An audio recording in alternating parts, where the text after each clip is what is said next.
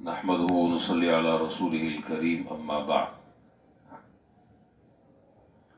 عن عمرو بن العاص رضي الله تعالى عنه قال قال رسول الله صلى الله عليه وسلم فصل ما بين صيامنا وصيام أهل الكتاب أكلة السحر. حضرت عمرو بن العاص رضی اللہ تعالی عنہ سے روایت ہے کہ جناب نبی کریم صلی اللہ علیہ وسلم نے ارشاد فرمایا، ہمارے روزوں میں اور اہل کتاب کے روزوں میں فرق سحری کرنے اور نہ کرنے کا ہے۔ اہل کتاب بھی روزہ رکھتے ہیں، ہم بھی روزہ رکھتے ہیں، لیکن وہ سحری نہیں کرتے اور ہمارے لیے سحری کو مسنون قرار دیا ہے، سحری کرنے کو سنت قرار دیا ہے۔ اور یہ ایک ایسا زبردست عمل ہے کہ اگر دیکھا جائے تو آدمی اس سحری کے ذریعے اپنی پیٹ پوجا کر رہا ہے، اپنی بھوک اور پیاس کو مٹا رہا ہے، لیکن اس عمل پر اگر سنت کی نیت کر لی جائے تو اس عمل پر اللہ تعالیٰ رحمت اور برکت نازل فرماتے ہیں اور اس عمل کو مسنون قرار دیا ہے۔ چنانچہ روایت میں ہے، حدیث میں، کہ جناب نبی کریم صلی اللہ علیہ وسلم نے فرمایا کہ ان اللہ وملائکتہ یصلون علی المتسحرین، اللہ تعالیٰ اور اس کے فرشتے رحمت نازل فرماتے ہیں سحری کرنے والوں پر۔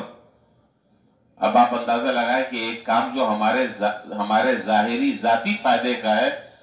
اس کو بھی نیک عمل قرار دیا جا رہا ہے اور اس پر بھی ثواب مل رہا ہے، جیسے نماز پڑھنے پر ثواب مل رہا ہے،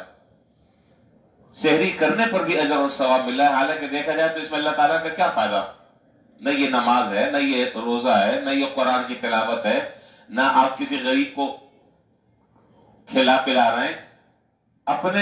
اپنے پیٹ کو آپ بھر رہے ہیں، لیکن چونکہ جناب نبی کریم صلی اللہ علیہ وسلم کی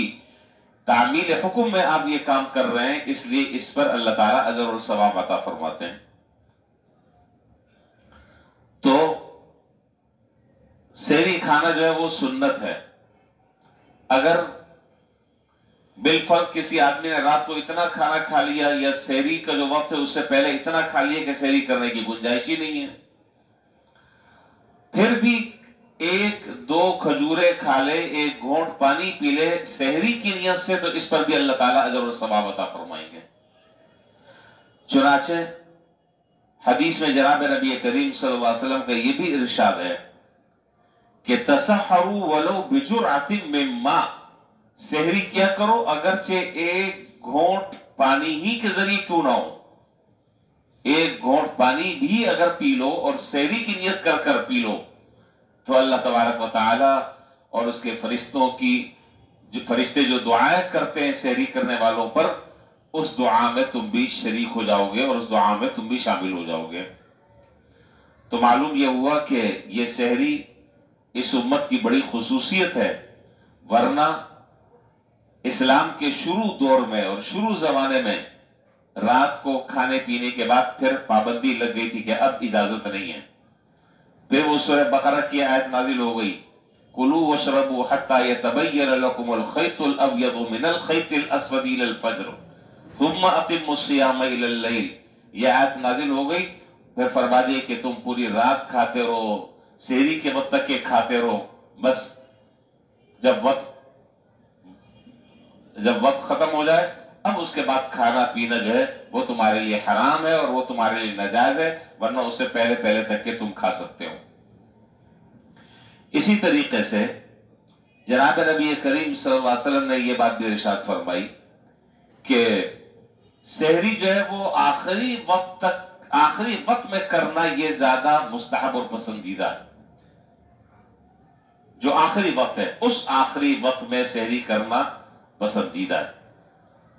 اور حدیث میں فرمایا کہ جب تک میری امت دو کام کرتی رہے اس وقت تک کہ وہ خیر پر رہے گی، میری امت جب تک دو کام کرتی رہے وہ خیر پر رہے گی، افطار میں جلدی اور سحری میں تاخیر، افطار میں تعجیل اور سحری میں تاخیر، جب تک یہ دو کام کرتی رہے گی میری امت اس وقت تک کے خیر میں رہے گی۔ افطار میں جلدی کا کیا مطلب کہ ابھی وقت ہوا نہیں اور آپ نے شروع کر دیا اور کھانے میں ٹوٹ پڑے، نہیں، یہ معنی نہیں، بلکہ معنی یہ ہے کہ جب وقت داخل ہو گیا، جب وقت داخل ہو گیا تو اب اس کے بعد مزید انتظار کرنے کی ضرورت نہیں، اب آپ شروع کر دیں، اور جب وقت ختم ہو رہا ہے اس سے پہلے پہلے تک کے سحری کر لے، تو یہ سحری کو تاخیر سے کرنا ہے، اور جب تک کہ یہ دو کام کرتے رہیں گے اس وقت تک کہ انشاءاللہ اللہ کی طرف سے بھلائی پہنچتی رہے گی۔ تو بہرحال سحری جو ہے اس کا، اور وہ حدیث بھی مشہور ہے کہ آپ نے فرمایا، حضرت انس رضی اللہ تعالیٰ عنہ سے وہ حدیث مروی ہے، آپ نے فرمایا کہ تسحروا فإن فی السحور برکہ، سحری کیا کرو اس لیے کہ سحری میں اللہ تعالیٰ نے برکت رکھی ہے۔ یہ برکت ظاہری طور پر بھی ہے اور معنوی طور پر بھی ہے۔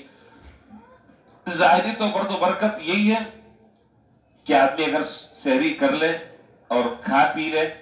تو دن میں روزہ رکھنا آسان ہو جاتا ہے، آدمی کو تھوڑی سی ڈھارس ہو جاتی ہے، تھوڑی سی تقویت ہو جاتی ہے، طاقت آ جاتی ہے، یہ ظاہری فائدہ ہے۔ اور باطنی فائدہ یہ ہے کہ جناب نبی کریم صلی اللہ علیہ وسلم کے حکم کی تعمیل میں اگر یہ کام کر رہا ہے تو اللہ اور اس کے فرشتوں کی دعا میں وہ آدمی شامل ہو گیا۔ اب یہاں دو باتیں مختصر سی ذکر کرنی ہے۔ ایک بات تو یہ کہ بس اوقات ایسا ہوتا ہے کہ آنکھ دیر سے کھلی آدمی کی سحری کا وقت ختم ہو گیا، تو بعض لوگ جو ہیں وہ یہ کرتے ہیں کہ جی ہم نے روزہ نہیں رکھا۔ کیوں نہیں رکھا بھائی؟ کہتے ہیں کہ جی اس سے نہیں رکھا کہ آنکھ نہیں کھلی۔ تو بغیر سحری کیے ہوئے بھی روزہ رکھا جا سکتا ہے، اور بغیر سحری کیے ہوئے بھی روزہ نہ رکھنا یہ جائز نہیں ہے۔ یہ جائز نہیں ہے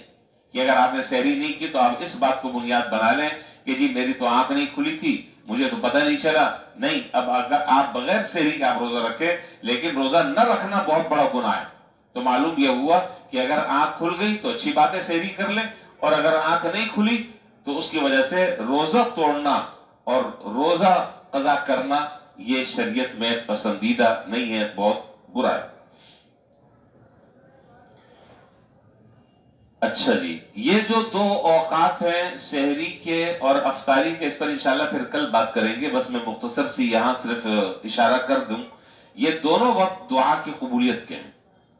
افطاری کے وقت بھی دعا کی قبولیت کا ہے اور سحری کے وقت بھی دعا کی قبولیت کا ہے۔ اب سوال یہ ہے کہ سحری کے وقت میں اور افطاری کے وقت میں کیا دعا مانگنی چاہیے اور اس کا صحیح وقت کیا ہے جس وقت دعا کرنی چاہیے، اس پر انشاءاللہ پھر کل بات کریں گے۔ اللہ تعالی ہمیں اس پر عمل کرنے کی توفیق عطا فرمائے۔ وآخر دعوانا الحمدللہ رب العالمین۔